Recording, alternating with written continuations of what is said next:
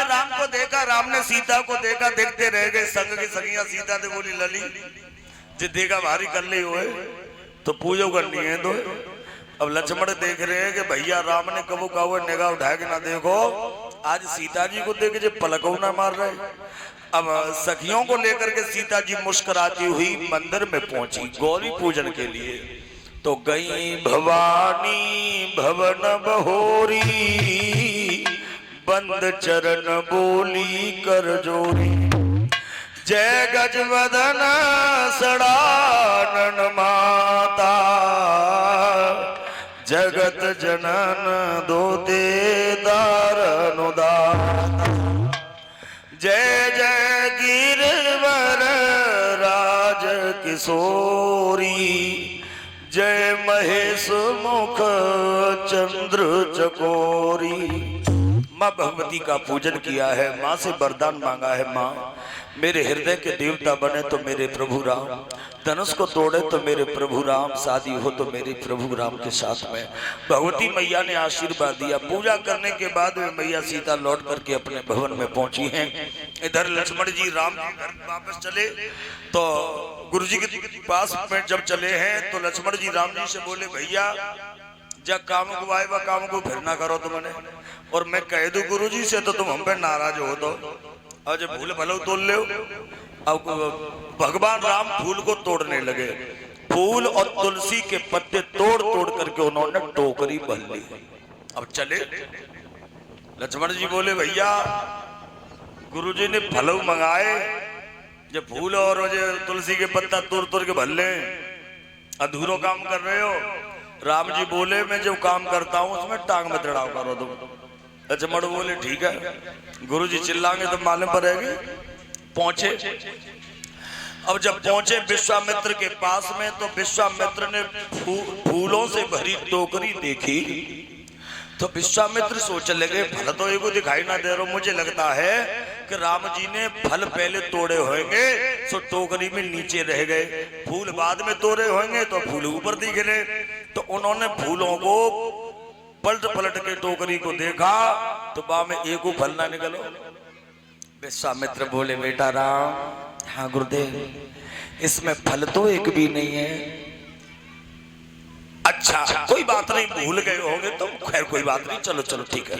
लक्ष्मण जी बोले ना गुरु जी बिल्कुल ना भूले, ये मैंने याद दिलवाई और कही कि गुरु जी ने फल मंगाए, लेकिन सुने हमारी कब कोई तब।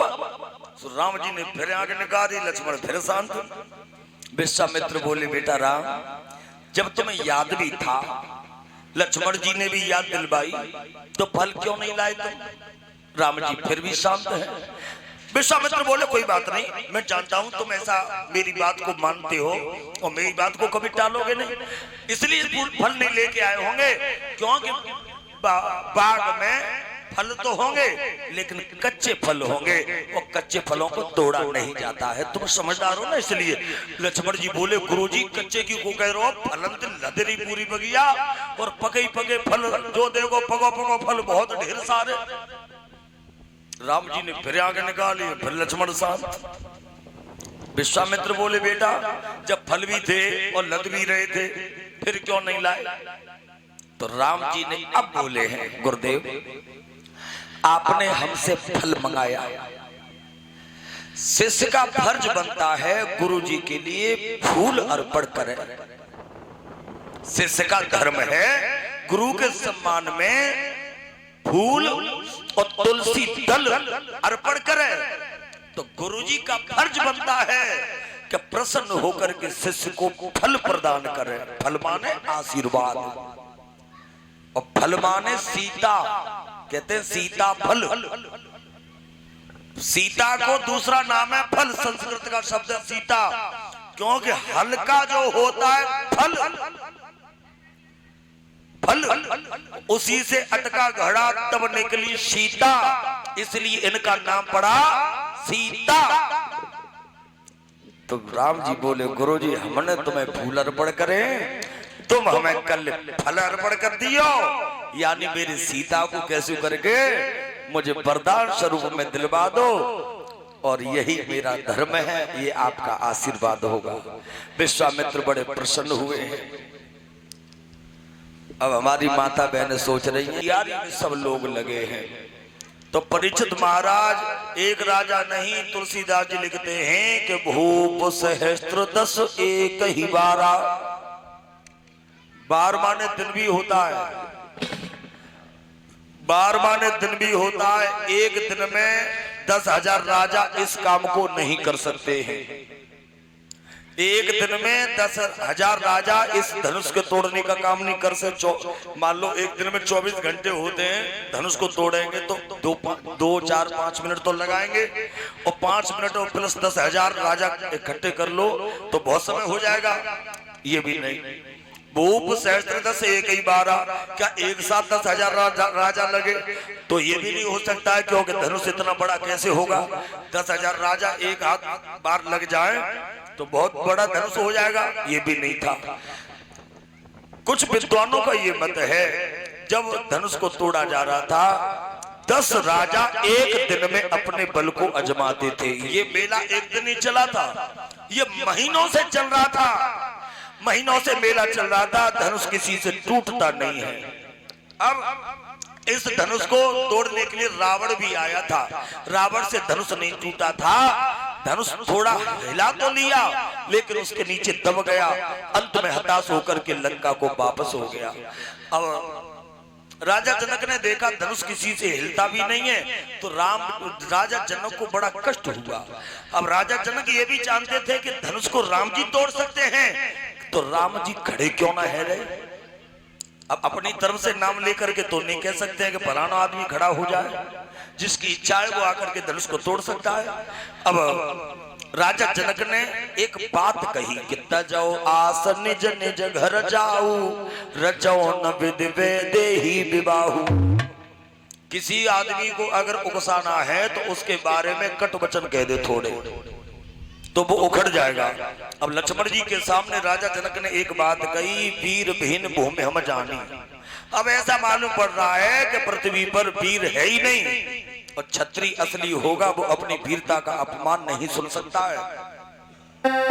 जनक बोले, हाँ बोले कि क्वारी लली रही हो,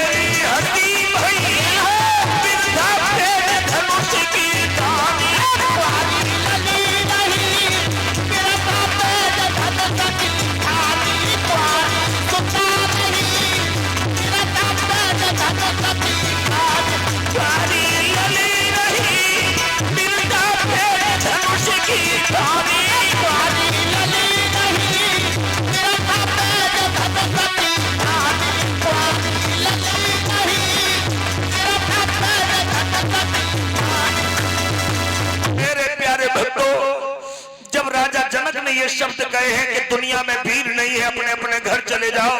ऐसा मालूम पड़ता पृथ्वी वीरों से विहीन है, तो मैं किसी सुंदर राजकुमार को देख करके बेटी का विवाह कर देता। इतना बड़ा संकल्प जीवन में कभी नहीं करता। ये बात शेष अवतारी लक्ष्मण को बर्दाश्त नहीं, उठ करके खड़े हो गए। क्या कह रहे हो महाराज जनक, क्या कह रहे हो? अरे घिसे पिटे पुराने धनुष की बात करे, ऐसे बचपन में धनुष न जाने कितने तोड़ डाले।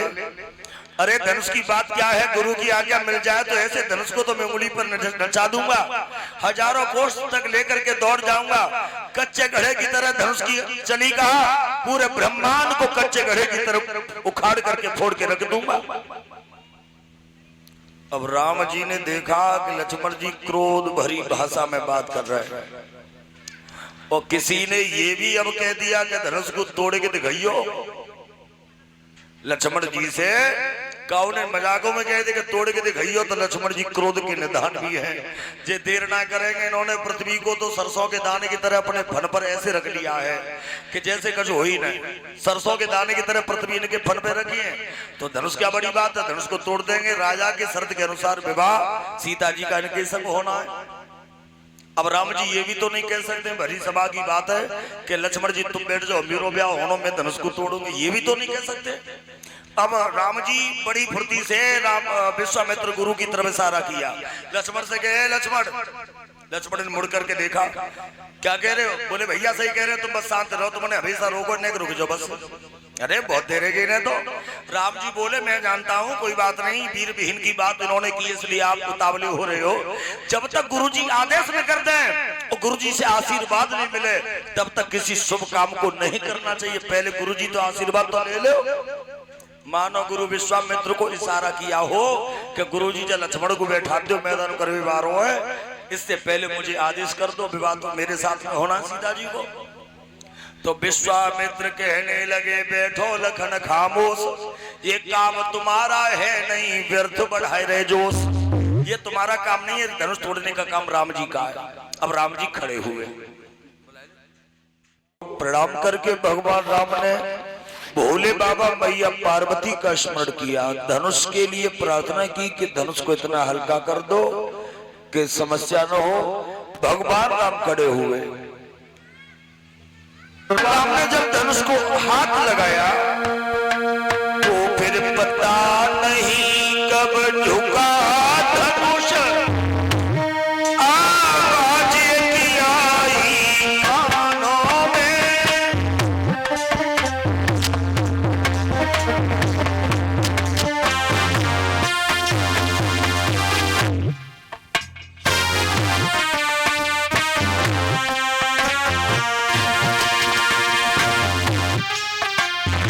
पता नहीं कब झुका धनुष,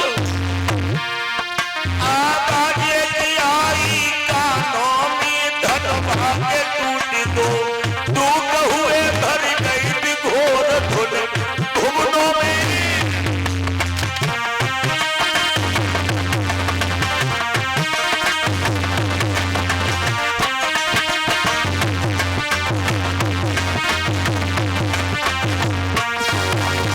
भगवान राम ने धनुष को कब तोड़ा, कैसे तोड़ा, ये तो किसी को समझ में नहीं आ पाए।